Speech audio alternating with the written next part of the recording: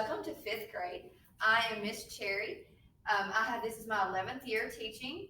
I have two boys. Case is in fourth grade, and Jace is going into first. And we are going to have an awesome, wonderful school year. My email address again is just my name, keisha.cherry@CheshireCountySchools.org. As of right now, our planning time is still 12:15 to 1:20, and the school phone number is 989-8110.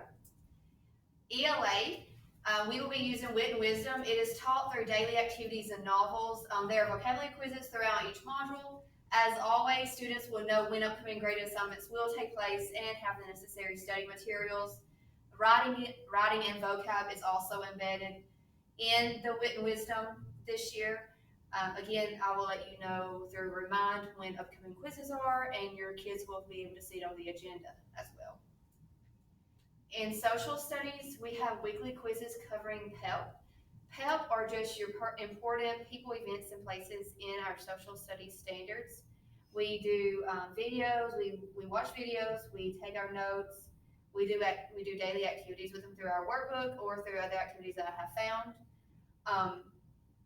Each quiz will add to the previous week, so our PEP Unit 1 is 6 weeks, so week 1 will just be week 1 words, week 2 will have week 1 and 2, week 3 will have 1, 2, and 3, and so forth. This is an example of a slide that your kids will be able to see in class. As you can see, it has the term, the definition, and pictures. If there's a video, we'll watch a video that goes with this as well. There are redo policies for ELA and social studies, but one thing with social studies is that the second quiz always changes the first if it's higher. So if you make an 80 on the first quiz and a 95 on the second, then the 95 will replace the 80 and so forth. The only thing is on the last quiz, because there's not one that goes after it since it's the last one, whatever they make on the last one is their grade. We also redo reworks articles. Since this is reading based, they will have to provide evidence of where they found the correct answer, or if it's like a main idea question on reworks article, they will have to briefly explain why it is the main idea. All right, I'm Amy Wood. I am your child's math and science teacher. This is going into my 12th school year teaching. My email, amy.wood@CheshireCountySchools.org.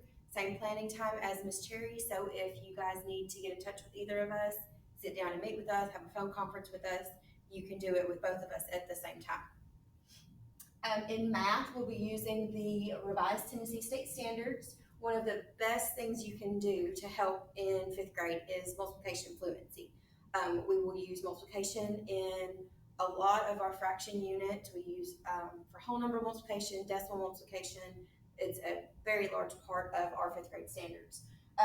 With last year ending so strangely, I know that there will be a lot of fluency issues. So we will need to work on just basic addition, subtraction, getting those procedures and algorithms back familiar. Typically, I don't really do a lot of math homework when we're working on multiplication, fast facts, 1s through 12s, before we get into our actual algorithm multiplication lessons. We'll start doing those fast facts, and I may send some multiplication practice home. That would be a Monday through Thursday, and then we'd be practicing the same thing in class as well. So they'd be getting double multiplication practice. Instead of starting a lesson on Monday and ending on Fridays, we typically will spend about 7 days on a lesson. So sometimes the weeks will turn out where we're quizzing on Wednesdays instead of Fridays, but just like with Miss Cherry, I will send a remind message letting you know when the quizzes will be coming. Students will be keeping notes in their composition books. So since we don't really have a math workbook, we're using composition books as that note-taking workbook. So students are kind of making their own textbook as we go. A lot of issues that kids have is their math. When they go home, their math looks different than what parents are familiar with. I still teach the typical long division. I still teach the typical multiplication algorithms.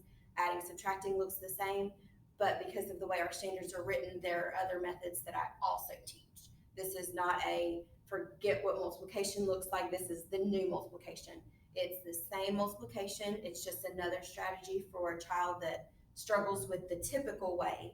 This gives them options for how they can be successful with it. So if your math is different than my math, it's okay. We have a lot of conversations in class of, well, my mom said that this is how she does it. That's great. So then we let the kids share what that math looked like. You get the same answer, same results, perfect, even better. They have multiple strategies now. So if your math looks different, or if the kid says, well, that's not what Miss Wood said, it's okay. We expect to have that, disconnect sometimes, but it's perfectly fine if you have a different strategy that your kid understands that works better. In science, we have no standards. A lot of our standards are experiment-based. So we will have a science textbook that doubles as a workbook. We also do experiments throughout most of the lessons. Those experiments complement the lesson. Sometimes it's going to be exploratory, where we start with the experiment and then we talk about why, or sometimes we will start with the lesson and then we reinforce what we've already talked about and learned with the experiment. Typically, our vocab words will be given on a Monday. They'll be due in 2 days. And then kind of like with math, it is going to be about a 7-day lesson.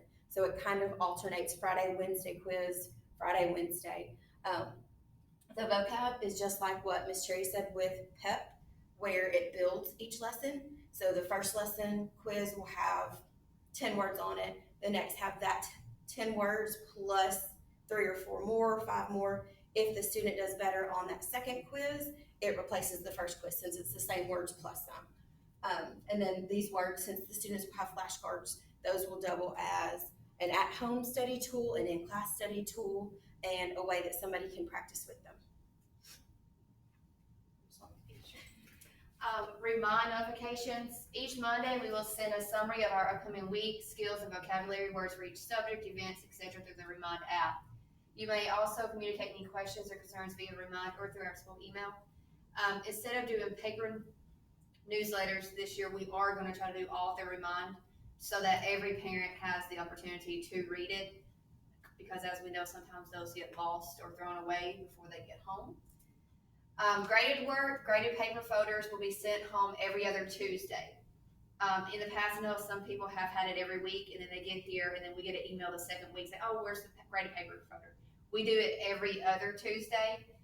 Included in the folder will be homework assignments, quizzes, tests, and some classwork. Your student will have one folder from the homeroom teacher, but one side will be math and science, the other side will be ELA social studies. On Mondays, when kids come in, there will be an agenda posted. We provide the agendas. There will be 4 weeks on one piece of paper. It'll be 2 weeks on the front, 2 weeks on the back. They'll keep the same piece of paper the entire month. So you guys will be able to see it at home, not only on the agenda, but also when we do the Remind messages.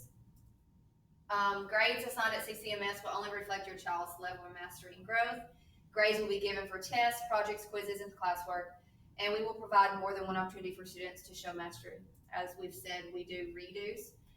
Some of the ways we do redo assessments will include your immediate feedback, your small group reteaching, corrections sent home in folders, or grade replacement. Again, if it's corrections sent home in a folder, there's going to be a note on it that says, please correct and return. Immediate feedback will be just talking to the child right then and say, hey, you need to look back at number 5 or 7. And then your grade replacement, which are our science and social studies quizzes, along with some of the reading and math. And this is the one that a lot of people have questions about. We're going to have new school-wide policies that Mr. Kirk or Miss Tammy will be communicating with you guys, but these will be some of the things that Miss Cherry and I will be doing to just help keep the spread of any sickness down.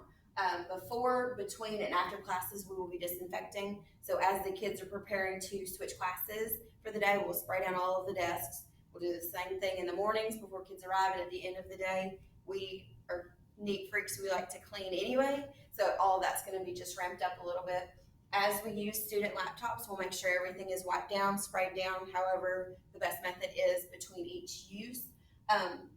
Masks and shields are recommended but not required. Our desks are spaced the best that we can get them, but if we're doing small groups, kids will be a little bit closer. So If you feel strongly that your child should not wear a mask or shield, if you do not want your child wearing a mask or shield, please let us know. We will have a supply of masks provided to us.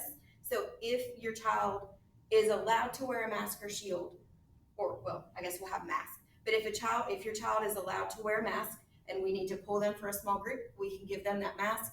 They can wear that mask while we're in small groups. Then they can take that home. You can either wash it, reuse it, or throw it away. But if you do not want your child wearing that, let us know and we'll make sure to honor that for you. Hand sanitizer will be throughout our room, and it's posted or mounted on the walls throughout the school. And then instead of having individual supplies like crayons or pencils or scissors that we would share, your child in your supply list would have all those things in their backpack or their pencil pouch instead of having to share and possibly retouching the same supplies. We will upload this PowerPoint into Remind. That way, if you can't see it very well on the video, any information that we went quickly through or that you have questions or that you want to refer back to, you'll have access to it as soon as our updated rosters roll into Remind. So we'll send it then. And then we'll swap with Miss Cherry and she will show you the classroom, and then we'll run over to my room and look at the room. My room is not completely set up, so if it's a little bit messy, it will be better in a couple weeks. Okay, so bear with us. This is all new. Okay, so this is the basic setup. I know you guys would love to see your room before you come the first half a day, but this is going to be the best we can do. As you can see, we're doing the best we can with spacing these desks out. There's a section in the middle as well. But this is the basic view of it. And then we line up. And then this, if you've never been in our building before, we are out here in the other building. We love it out here because we are by ourselves.